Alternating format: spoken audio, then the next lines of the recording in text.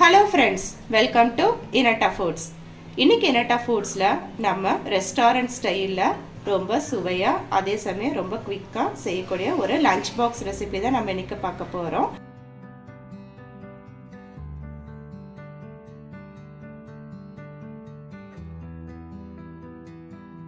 நம்ம இன்றைக்கி இந்த ரெசிபி செய்கிறதுக்கு ஒரு குக்கர் எடுத்துக்கலாம். ஸ்டவ் ஆன் பண்ணிவிட்டு குக்கரை கொஞ்ச நேரம் காய விடலாம். இதில் இருக்க தண்ணியெல்லாம் கொஞ்சம் வடியட்டும்.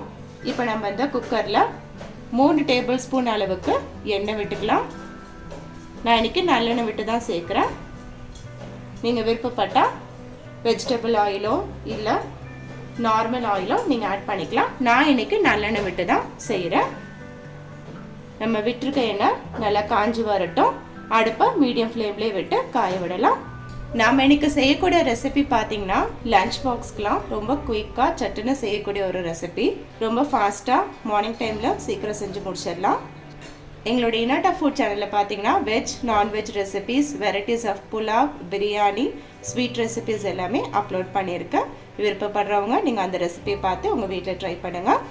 எங்களுடைய இனட்டா ஃபுட் சேனலை புதுசாக பார்க்குறவங்களா இருந்தால் சப்ஸ்கிரைப் பண்ணிக்கோங்க. பக்கத்தில் இருக்கிற பெல் பட்டனையும் கிளிக் பண்ணிக்கோங்க. அப்போ தான் நான் உடனுக்குடன் போடுற வீடியோஸ் எல்லாமே உங்களுக்கு நோட்டிஃபிகேஷனாக வரும். நம்ம விட்டுருக்க எண்ணெய் நல்லா காஞ்சிடுச்சு. இப்போ ஒரு பிரியாணி இலை சேர்த்துக்கலாம். சேர்த்துட்டு இதோட 1 டேபிள் ஸ்பூன் அளவுக்கு மிளகு சேர்த்துக்கலாம். லைட்டாக பொரிஞ்சு வரட்டும்.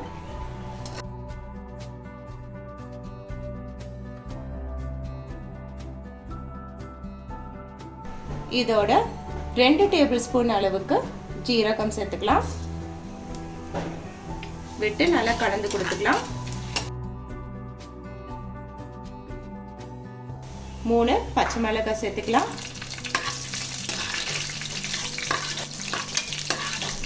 நம்ம ஏற்கனவே 1 டேபிள் ஸ்பூன் மிளகு சேர்த்துருக்கோம். அதனால நான் இன்னைக்கு 3 பச்சை மிளகாய் சேர்த்துருக்கேன். உங்களுக்கு மிளகு சேர்க்க விருப்பம் இல்லைன்னா எக்ஸ்ட்ரா 2 பச்சை மிளகாய் சேர்த்துக்கலாம். ஆனால் அந்த ரெசிபிக்கு மிளகு 1 டேபிள் ஸ்பூன் விட்டு செஞ்சு பாருங்கள். டேஸ்ட்டு சூப்பராக இருக்கும். குழந்தைங்க சாப்பிட்றதா இருந்தால் நீங்கள் லாஸ்ட்டாக 1/2 டேபிள் ஸ்பூன் மிளகு தூள் விட்டுக்கலாம், மிளகு சேர்க்காம.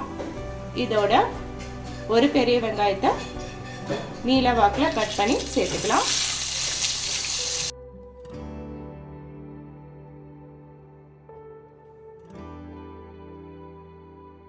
லைட்டாக கலந்து கொடுத்துக்கலாம். நம்ம வெட்டிருக்க வெங்காயம் அதிக நேரம் வதங்க தேவையில்லை. லைட்டாக பிங்க் கலரில் கலர் சேஞ்ச் ஆனால் போதும். ஒரு 2 மினிட்ஸ்க்கு வதக்கி கொடுத்துக்கலாம்.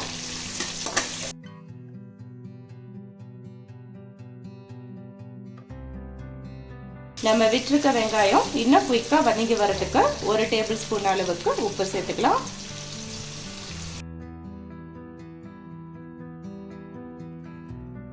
இந்த ரெசிபி பார்த்தீங்கன்னா நம்ம வீட்டில் இருக்க பொருட்கள் வச்சு ரொம்ப குயிக்காக சட்டுன்னு இந்த லஞ்ச் பாக்ஸ் ரெசிபியை நம்ம செஞ்சு முடிச்சிடலாம். அடுப்பை மீடியம் ஃப்ளேம்லேயே வச்சு செய்யுங்க, ஹை ஃப்ளேமில் வச்சிட வேண்டாம்.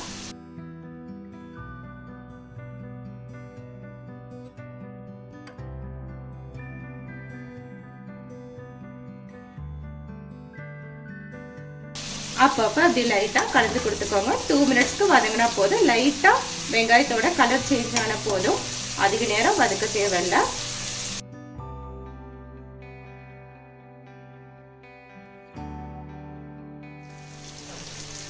நான் இன்னைக்கு இந்த லஞ்ச் பாக்ஸ் ரெசிபி செய்கிறதுக்கு 1 டம்ளர் அளவுக்கு நார்மல் ரைஸ் தான் எடுத்திருக்கேன். நார்மல் பொன்னி ரைஸ் தான் வச்சு செய்கிறேன்.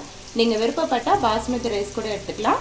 நான் இன்றைக்கி நார்மல் பொன்னி ரைஸ் வச்சு தான் இந்த ரெசிபியை நான் செய்ய போகிறேன். இந்த லஞ்ச் பாக்ஸ் ரெசிபியை 1 டம்ளர் அளவுக்கு அரிசியை நான் 20 மினிட்ஸ்க்கு ஊற வச்சுருக்கேன். அதே நீங்கள் பாஸ்மதி ரைஸில் செய்கிறதா இருந்தால் 30 மினிட்ஸ்க்கு ஊற வச்சுக்கோங்க. இதில் இருக்க தண்ணி எல்லாத்தையும் நல்லா வடித்து எடுத்துக்கோங்க.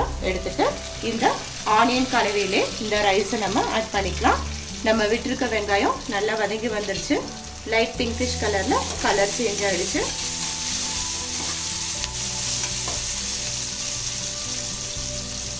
இப்போ நம்ம ஊற வச்சு கழுவி எடுத்துருக்க இந்த ரைஸை இந்த வெங்காய கலவையில் சேர்த்துக்கலாம்.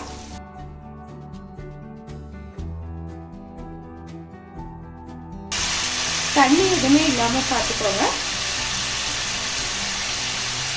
லைட்டாக இந்த எண்ணெயிலே கலந்து கொடுத்துக்கலாம்.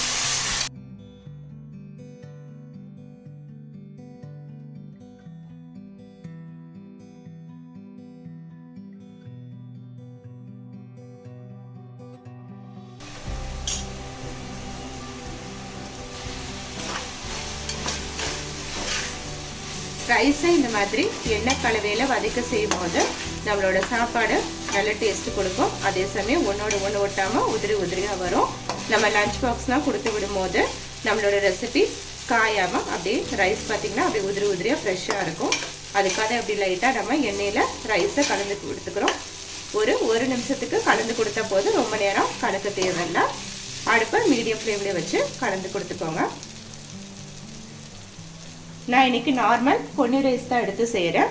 அதனால நான் 1 கப் ரைஸுக்கு 2 கப் அளவுக்கு தண்ணி சேர்த்துக்கிறேன். அதே நீங்கள் பாஸ்மதி ரைஸ் விட்டு செய்கிறதா இருந்தால் 1.5 கப் அளவுக்கு தண்ணி விட்டுக்கோங்க. இந்த கப் அளவில் தான் நான் ரைஸ் எடுத்திருக்கேன். நீங்கள் எந்த டம்ளரில் இல்லை எந்த கப்லேயும் அளந்து எடுக்கிறீங்களோ அதே அளவுக்கு தண்ணி சேர்த்துக்கோங்க. 2வது டம்ளர் தண்ணி சேர்த்துக்கலாம். சேர்த்து நல்லா கலந்து கொடுத்துக்கலாம். அடுப்பை இப்போ ஹை ஃப்ளேமில் வச்சுக்கோங்க. ஒரு கொதி வரட்டும். ஒரு கொதி வந்ததும் நம்ம உப்பெல்லாம் செக் பண்ணிக்கலாம். செக் பண்ணிவிட்டு நம்ம குக்கரோட லிட்டை க்ளோஸ் பண்ணிக்கலாம்.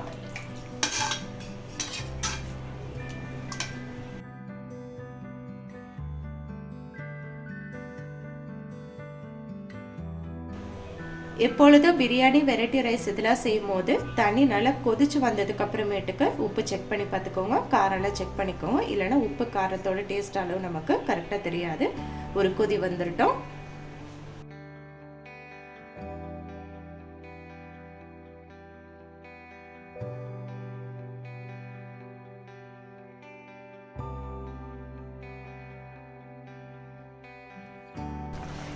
நம்ம விட்டுருக்க தண்ணி நல்லா கொதிக்க ஆரம்பிச்சிருச்சு. இப்போ இது எண்ணெயெல்லாம் அப்படி நகர்த்தி விட்டுட்டு நம்ம உப்பு காரெல்லாம் செக் பண்ணி பார்த்துக்கலாம்.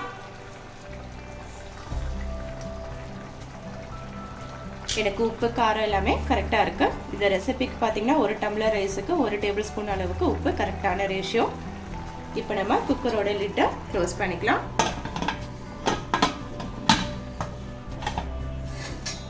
க்ளோஸ் பண்ணிவிட்டு விசில் விட்டுக்கலாம். ஸ்டவ்வை ஹை ஃப்ளேமில் வச்சுக்கோங்க. ஹை ஃப்ளேமில் வச்சுட்டு ஒரு விசில் வந்ததும் நம்ம அடுப்பை ஸ்லோ பண்ணிக்கலாம். இப்போ ஹை ஃப்ளேமில் இருக்கட்டும். ஒரு விசில் வந்துடட்டும். நீங்கள் இதுவே பாஸ்மதி ரைஸில் செய்கிறதா இருந்தால் அடுப்பை ஹை ஃப்ளேமில் வச்சுக்கோங்க. ஒரு விசில் வந்ததும் ஸ்டவ் ஆஃப் பண்ணிக்கலாம்.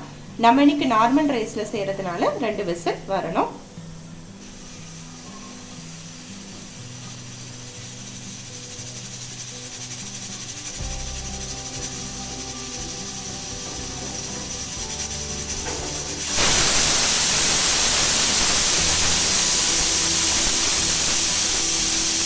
ஒரு விசில் வந்துருச்சு. இப்போ நம்ம ஸ்டவ்வை லோ ஃப்ளேமில் வச்சுக்கலாம்.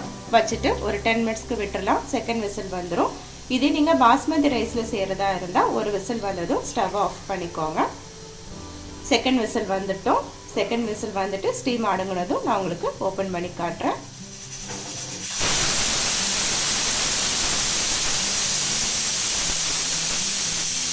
செகண்ட் விசில் வந்துருச்சு. நம்ம ஸ்டவ்வை ஆஃப் பண்ணிக்கலாம். ஒரு 5 மினிட்ஸ் விட்டு ஸ்டீம் அடங்குனதும் நான் உங்களுக்கு ஓப்பன் பண்ணி காட்டுறேன் நம்ம ரைஸ் எப்படி வந்திருக்குன்னு.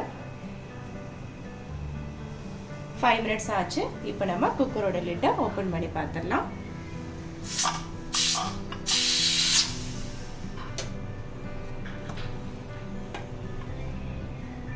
வாவ், பாருங்க நம்மளோட சுவையான restaurant style jeera rice ready ஆயிடுச்சு.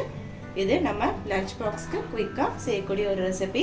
உங்களுக்கு இந்த ரைஸை நான் இப்போ கிளறி காட்டுறேன். இது ஒன்றோட ஒன்று ஒட்டாமல் எப்படி உதிரி உதிரியாக வந்திருக்குன்னு பாருங்கள். பாருங்கள், ஒன்றோட ஒன்று ஒட்டாமல் உதிரி உதிரியாக வந்திருக்கு. கீழே குக்கர்லேயும் அடி பிடிக்காமல் வந்திருக்கு. நான் சொன்ன இந்த மெஷர்மெண்ட்லேயும் நீங்கள் ட்ரை பண்ணி பாருங்கள். ட்ரை பண்ணி பார்த்துட்டு உங்கள் ஃபீட்பேக்கை கமெண்ட் பாக்ஸில் சொல்லுங்கள். உங்களுக்கு ஒன்று எடுத்து உதிரி உதிரியாக கட்டுறேன் பாருங்கள். ஒன்றோட ஒன்று ஒட்டாமல் அப்படியே உதிரி உதிரியாக வந்திருக்கு. ரைஸும் பாருங்கள், கீழே நம்ம குக்கர் கீழே அடி பிடிக்கவே இல்லை.